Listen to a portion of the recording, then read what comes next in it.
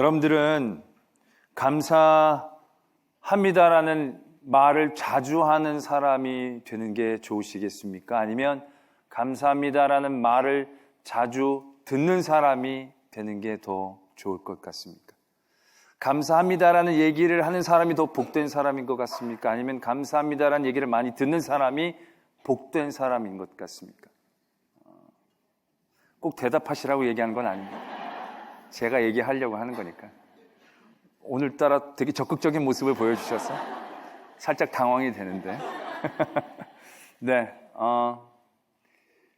우리는 생각하기에 감사합니다라는 얘기를 더 많이 듣는 사람이 복된 사람인 것 같은 생각을 하게 됩니다. 왜냐하면 누구에게 무언가를 베풀어 줄 수 있는 힘과 자리와 무엇인가가 있으니까 감사합니다라는 얘기를 듣게 되어지는 것이고, 그 사람의 삶이 더 복된 삶이 되지 않겠나라는 생각 해보게 되어지죠. 감사합니다라고 얘기하는 사람은 그 자체가 벌써 많은 것들이 좀 없다라고 얘기할 수는 없지만, 그래도 감사를 표현할 만한 상황과 환경들을 접했고 그런 것들을 표현할 만한 상황이니까 듣는 사람에 비해서는 좀 못한 상황이 아닌가라는 그런 생각들 하게 됩니다. 그러나 말씀은 감사합니다라고 고백할 수 있는 것이 얼마나 큰 복임을 우리들에게 전하여 주고 계십니다. 감사합니다라는 말을 듣는 사람에 대한 얘기는 말씀은 별로 없습니다. 그러나 감사합니다라고 얘기할 수 있다는 것이 얼마나 큰 복인지 우리들에게 늘 가르쳐주고 계신다라는 것입니다. 누가복음 17장에 예수님이 10명의 나병 환자를 고쳐주신 사건이 있습니다. 10명의 나병 환자들이 예수님께 고쳐달라고 왔는데 예수님이 제사장에게 가서 보이라라고 얘기합니다. 가든 중에 병이 다 이제 이 사람들이 나았습니다. 근데 그 중에 한 사람만이 와서 예수님에게 감사합니다라는 표현을 했습니다. 감사합니다라는 표현을 한 사람만이 했는데 그 한 사람은 사마리아인이었다라고 말씀은 적고 있습니다. 우리가 이번에 그 나눠드렸던 감사 재발견 노트에서도 그 옆에 이것에 대한 조그만 글이 하나 적혀져 있는데, 그때 아마 오지 않은 9명의 사람들의 마음은 이러하지 않았을까라는 생각을 가지고 적은 조그만 글이 옆에 있었습니다. 이렇게 적혀져 있습니다. 10명의 나병 환자들이 예수님께 고침을 받았다. 그런데 그들의 생각은 제각각이었다. 진짜 나았는지 확인해야겠다 라고 하는 생각. 그러니까 이렇게 가다가 나았긴 나았지만 이게 진짜 일시적인 현상인 건지 계속 낫는 건지에 대한 그러한 궁금함, 완전치 못한 어떤 믿음의 마음들 있었다는 거죠. 그러니까 감사하기 쉽지 않았겠죠. 그래서 또 재발하지 않을까? 이게 지금은 낫지만 또 가는 도중에 또 집으로 가는 중에 재발하면 어떡하나? 이제 그런 걱정이 있을 수도 있겠고요. 또 내 나병은 나병이 아니었던 거야. 이게 비슷해 보였지만 이게 이렇게 나는 게 이게 나병이 아니라 이게 아마 때가 되면 나는 피부병이 아니었을까. 그런 생각들. 또 한 사람은 일단 빨리 제사장에게 알려야지. 이런 데 집중해서 이제 가버렸던 사람들. 한 사람은 예수님이 특별히 애쓴 것도 없네 라고 생각. 왜냐하면 예수님이 진짜 뭐 특별하게 약품을 주신 것도 아니고 만져주신 것도 아니고 가라. 그럼 가는 중에 나을 거라고 얘기했던 거니까 예수님은 말만 하신 거니까 뭐 예수님이 특별히 한 게 없으니까 특별한 감사의 마음도 생겨나지 않을 것이다라는 얘기죠. 또 어떤 사람은 랍비들도 이런 일은 할 수 있을 거야. 그러니까 예수님이 주신 특별한 은혜가 아니라 예수님은 다른 어떤 사람들처럼 어떤 도구가 되어져서 그냥 나에게 그 일들이 있게 해주시는 어떤 계기만이 될 그런 사람이었고, 그런 사람들은 많은데 그 중에 한 사람 예수님. 이렇게 생각했을 거라는 거죠. 또 한 사람은 나는 이미 회복되고 있었던 거야.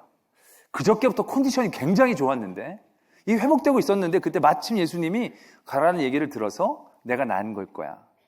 그러한 다양한 생각들을 그들이 하고 있었을 것이다 라는 그런 글을 보게 됩니다. 뭐 그 사람들이 그런 생각을 가졌는지 가졌지 않았는지는 알 수 없지만 분명한 건 9명은 예수님께 감사를 표현하는 자리를 얻지를 못했다라는 것입니다. 그러나 그들이 감사를 표현하는 그 자리를 얻지 못했다는 것이 얼마나 치명적인가를 우리는 알고 있습니다. 그 사마리아인이 예수님께 와서 감사를 표현했을 때 예수님이 말씀하십니다. 다른 사람들은 어디 있느냐? 왜 너만 와서 하나님 앞에 영광을 돌리려느냐? 다른 사람은 없느냐? 그리고 나서 예수님이 이렇게 말씀하십니다. 이제 너는 너의 믿음이 너를 구원했다. 라는 그런 예수 그리스도의 선포를 듣게 되어집니다. 나병에서 나음을 얻은 상태는 그냥 건강한 상태일 뿐입니다. 건강한 상태 그 이상도 그 이하도 아닌 거죠. 그러나 이 나병에서 건강함을 받은 그 상태에서 그 감사의 자리를 그가 지켰을 때에 그 자리는 굉장한 특권의 자리가 되고 있음을 보게 되어집니다. 구원의 자리가 된 것입니다. 그가 감사할 수 있었을 때에, 그가 감사의 자리를 지켜냈을 때 그 감사는 그에게 또 다른 능력, 어떤 상황과 환경에 따른 반응이 아니라 굉장한 특권의 자리가 되고 있음을 보게 되어지죠. 다른 9명은 어떻게 됐는지 모르겠습니다. 그러나 그들은 그 주신 은혜가 놀라운 특권의 자리가 되기까지 나아가지 못했다는 거죠. 왜? 감사를 표현하지 못했으니까. 저희가 10월달 첫째 주에 감사의 재발견 노트를 나눠드렸습니다. 그리고 하루에 10가지씩 우리가 감사를 한번 발견해보자, 그런 도전을 드렸습니다. 저도 이제 같이 감사의 제목을 쓰는데 한 3일째까지는 10개까지 채우는데 큰 어려움이 없더라고요. 근데 4일째 되니까 한 3번째 거 쓰고 난 다음부터는 그 다음부터 고민이 되는 겁니다. 왜냐하면 그 전에 했던 감사가 그대로 다시 이제 적혀지게 되는 거예요. 뭐 저녁이 맛있었다, 뭐 별일 없었다, 뭐 그렇게 똑같은 것도 적잖이 이게 좀 그런 거예요. 이게 뭔가 재창조를 하고 재발견을 해야 되는데, 그래서 그 다음에 나타나는 현상이 뭐냐면 인수분해가 되어집니다. 그러니까 저녁을 잘 먹어서 감사가 아니라 이게 분해가 되어지면서 쌀이 참 좋은 쌀이었다, 고기의 품질이 아주 좋았다, 채소가 아주 사각사각 뭐 이런 식으로 하나의 일들이 인수분해가 되는 거죠. 어제 하루 건강하게 지냈다, 그게 인수분해가 되면서 머리가 안 아팠다, 배가 안 아팠다, 무릎이 안 아팠다, 허리가 안 아팠다, 이제 그런 식으로 막 인수분해를 하는 겁니다. 그 인수분해를 하는 것도 양심의 한계가 있더라고요. 자꾸 분해하려니까 이게 쉽지 않더라고요. 그 다음부터 나타난 감사의 모습 중에 하나가 바로 그겁니다. 어제 있었던 여러 가지 안 좋은 일들이, 그것이 감사의 이름으로 포장되어지는 현상이 나타난 겁니다. 어제 엄청 짜증나는 일이 있었는데 그냥 잘 지나갔다, 그래서 감사하다. 어제 운전하면서 엄청 성질나는 일이 있었는데 보복 운전 안 하고 그냥 갔다, 감사하다. 내가 어제 애 때문에 엄청 열받았는데 패지 않고 잘 지나갔다, 감사하다. 그러니까 어제는 감사한 줄 몰랐던 거예요. 감사하지도 않았어요. 여태도 약간 좀 남아있어, 안 그러면. 그래도 감사를 하려다 보니까 그런 안 좋은 일들을 감사로 막 포장을 해가지고 적게 되어지는 제 모습을 발견하게 되는 것입니다. 그리고 고민에 빠집니다. 이거는 발견 자체가 아니라 완전히 재창조인데 이 감사가, 이게 잘하는 감사가 맞나? 이게 제대로 하는 감사가 맞나? 이 감사를 하나님 진짜 기뻐하시는가? 이렇게 감사하는 게, 이렇게라도 감사를 해야 되나? 그러한 고민이 목사인 저도 들더라고요. 그런데 오늘 이 말씀을 묵상하고 또 그런 감사 가운데 늘 고민할 때 하나님이 주신 분명한 깨달음이 있었습니다. 그것은 감사란 우리의 어떤 상황과 환경에 대한 우리의 반응, 그걸 뛰어넘어 감사는 그 모든 것들의 환경을 바꿀 수 있는 능력이 되어지는 것들을 뛰어넘어 감사할 수 있다는 것이 얼마나 우리에게 주어진 놀라운 특권의 자리인가를 깨닫게 되었다라는 것입니다.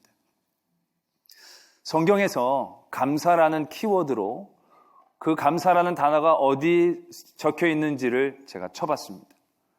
근데 제가 깜짝 놀랐습니다. 이런 줄을 몰랐습니다. 왜냐하면 여러분들, 감사라는 단어가 제일 처음으로 나온 성경의 말씀이 어디쯤 될 거라고 예상하십니까? 감사라는 표현이 제일 먼저 성경에서 나온 말씀은 어느쯤 되는 말씀일 거라고 생각하십니까? 저는 창세기쯤에서 분명히 나올 거라고 생각했습니다. 창세기에서 하나님이 주신 은혜가 얼마나 많습니까? 그 하나님의 사람들이 하나님의 은혜를 경험한 그런 일들이 얼마나 많아요. 아담과 하와가 죄 가운데서 용서도 받았고, 가인은 죽을 뻔했는데 하나님이 다 품어주시고, 노아는 다 멸망할 수밖에 없는 그 땅 가운데서 하나님이 방주로 구원해 주시고, 아브라함은 부자가 되게 해주신 것도 부족해서 100살의 아들을 주시고, 아들을 가져가시려고 하다가 다시 주시는 은혜, 이삭은 100배 소출을 얻는 은혜, 야곱은 참 힘들고 어려운 그러한 일들을 뛰어넘어서 하나님이 큰 때를 이루어주시는 가정을 이루어주시는 은혜, 너무너무 감사를 고백할 수 있는 자리가 많았죠. 요셉도 힘들고 어려운 과정들을 뛰어넘어 총리가 되어지고, 야곱은 죽었던 아들이 살았는데 산 것뿐만이 아니라 애굽의 총리가 되어져서 우리더러 내려오라고 함께 가족이 지내자고, 함께 가족이 만나는 놀라운 기쁨의 자리들을 만나는 사건들. 출애굽으로 넘어가면 400년 이상 종살이하던 이스라엘 민족이 하나님의 전적인 은혜를 통하여 애굽에서 나올 수 있지 않습니까? 홍해가 갈라지고 만나가 내려지고 메추라기가 그들에게 주어지고, 얼마나 감사를 달 수밖에 없는 그런 많은 사건들이 쫙 있었습니까? 그런데 창세기와 출애굽기에는 감사라는 단어가 적혀져 있지 않았습니다. 제일 처음으로 단어가 적혀져 있는 말씀은 레위기였습니다. 그 레위기에서도요, 우리가 감사합니다라고 얘기해서 감사라는 단어가 있는 게 아니고요, 하나님이 우리에게 제사를 지낼 것을 얘기하시면서 속건제, 속죄제, 화목제, 그 화목제의 제사의 방법을 얘기해 주시면서 너희가 감사한 마음으로 제물을 드리려거든 이렇게 해서 감사 제물을 드려라 라고 할 때 감사라는 단어가 처음으로 적혀져 있었다는 것입니다. 감사가 우리가 받은 은혜와 상황과 환경 가운데에서 우리의 반응으로, 우리 스스로의 고백으로 되어지는 감사로부터 감사가 되어진 게 아니고요, 하나님이 그 감사를 허락해 주시는 그 자리에서부터 감사가 시작됐다라는 것입니다. 우리가 할 수 있어서, 받은 게 많아서, 얻은 게 많아서 감사를 할 수 있었던 게 아니고요, 하나님이 감사해도 된다, 감사해라 라고 그 자리를 정해 주실 때부터 우리가 감사할 수 있었다라는 것을 보게 되어집니다. 그리고 나서 사람 인류 최초로 감사라는, 하나님께 감사라는 그러한 말을 입 밖으로 내뱉은 사람이 누구냐면 다윗입니다. 다윗. 최초의 사람이 바로 다윗입니다. 오늘 그 말씀이 적혀져 있지요. 주께 감사합니다. 주께 감사하며 주의 이름을 찬양합니다. 다윗이 처음으로 하나님 앞에 감사를 직접적으로 고백한 사람으로 성경이 적고 있다라는 것입니다. 근데 그런 다윗의 감사 뒤에 보면 이렇게 감사를 하고 있습니다. 여호와여, 내가 모든 민족 중에서 주께 감사하며 주의 이름을 찬양하리이다. 여호와께서 그의 왕에게 큰 구원을 주시며 기름 부음 받은 자에게 인자를 베푸시며 영원하도록 다윗과 그 후손에게로다. 이 앞에 보면 많은 대적을 물리쳐 주시고 이기게 해주신 하나님의 은혜를 막 찬송하죠. 여호와는 나의 반석이고 요새시고 나를 기르시는 분이고, 그런 찬송을 막 하고 나가게 되어집니다. 그러나 다윗이 진짜로 주님께 감사한 건 그런 많은 대적을 이기게 해주신, 그래서 내가 많은 것들을 누리게 해주신 것에 대한 감사에 대한 감사가 아니었고요, 모든 민족 가운데 내가 주께 감사할 수 있게 되어진다는 것. 모든 민족들 가운데 거기 강대한 민족도 많고 큰 민족도 많고 좋은 땅에 사는 민족도 많겠죠. 그러나 그런 모든 민족 중에서 하나님이 나로 감사하게 하신다라는 것에 대하여 다윗은 적고 있다라는 것이죠. 그 감사함은 자기가 받은 것에 대한 많은 감사에 대한 표현이 아니었고요, 택하심에 대한 감사였습니다. 기름 부으심에 대한 감사였고, 자기 가문과 자기 후손들에게 영원히 주신 택하신 하나님의 약속의 감사의 모습을 그가 적고 있다라는 것을 보게 되어집니다.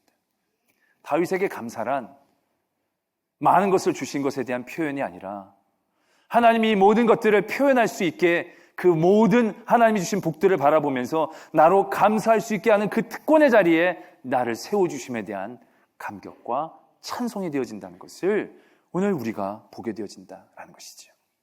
그리고 나서도요, 감사는 아무나 하는 것으로 성경이 적고 있지 않습니다. 구약 성경에서 감사를 표현했던 사람은 다윗과 다니엘 두 사람입니다.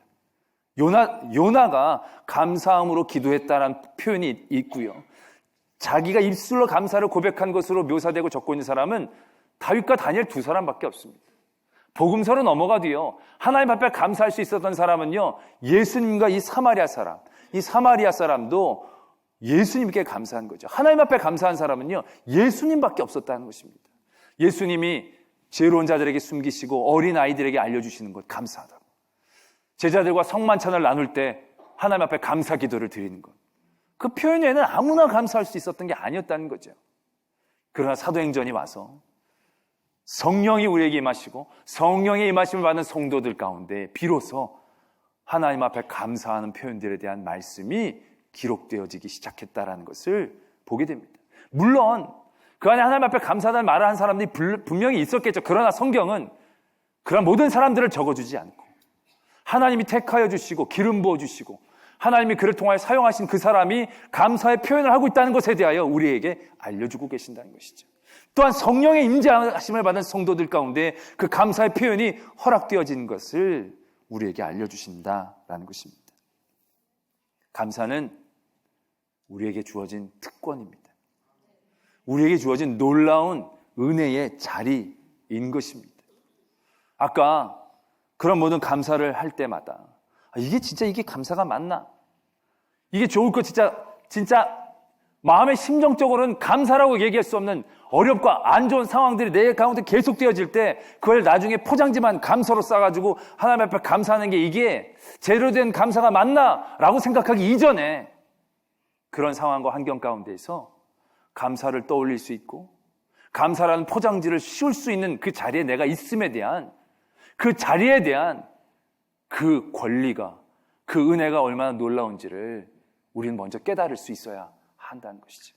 나의 삶의 자리의 환경에 대한 문제가 아니라 그 감사를 고백할 수 있고 하나님 앞에 표현할 수 있다는 그 자리가 얼마나 놀라운 특권의 자리인가를 깨달아야 한다는 것입니다.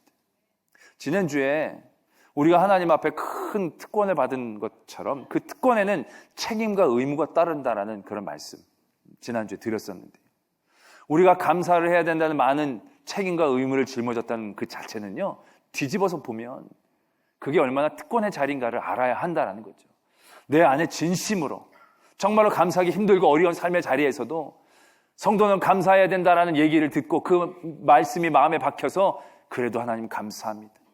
장미도 감사하지만 장미의 가시도 찔리면서도 감사해야 된다니까 라고 감사할 수 있다는 그 자리 자체가 그 의무와 책임을 지키는 그 자체가 얼마나 놀라운 특권의 자리인가를 우리는 다시 한번 깨달을 수 있어야 한다는 것이죠.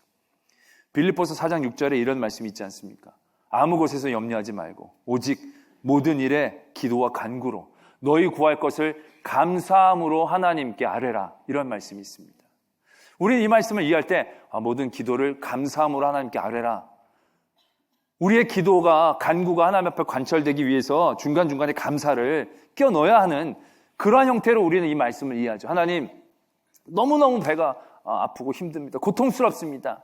근데 하나님 머리 안 아픈 건 감사합니다. 그러니까 배도 안 아프게 해주십시오. 그러니까 뭔가 나의 기도와 간구를 관철시키기 위한 방법과 수단으로 감사함을 집어넣는 것처럼 우리가 이 말씀을 이해할 때가 많이 있습니다. 물론 그런 부분도 있지만요. 저희가 기도할 때 또 하나 생각해야 될 게 기도할 때 꼭 붙여야 되는 문장 하나가 있지 않습니까? 예수님의 이름으로 기도한다. 이것은 무엇을 의미하는 것이겠습니까? 이것도 수단과 방법입니까? 뭐 다 얘기하고 예수님의 이름으로 기도한다는 것을 착 붙여야 이게 추진력을 가져 하나님 앞에 쑥 올라가는 것을 의미하는 것이겠습니까? 그게 아니죠. 예수님의 이름으로 기도할 수 있는 나의 자격에 대한 하나님 앞에서의 고백이고 선포인 거죠. 예수님의 이름을 믿고 기도하는 나의 믿음에 대한 내 믿음의 자격에 대한 하나님 앞에 선포인 겁니다. 나는 예수님을 믿는 사람입니다. 예수 그리스도의 구원을 고백하는 사람이고 그의 능력과 그의 보혈의 힘을 의지하는 사람입니다. 나 그런 사람입니다.